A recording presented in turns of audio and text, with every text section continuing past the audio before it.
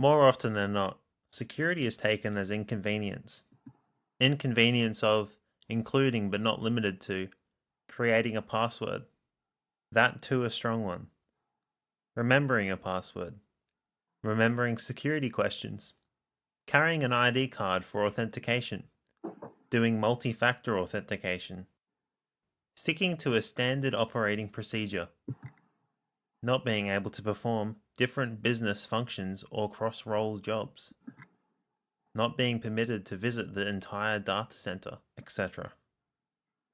Only seldom security is taken as safely protection defense measures.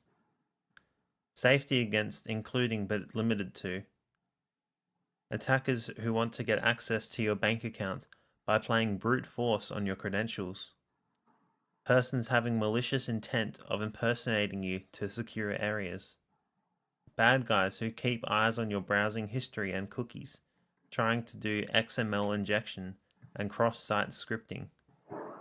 The intellectual property that can be stolen. The reputation that can be ruined. The services that can go unavailable. Malware that can be infested, etc.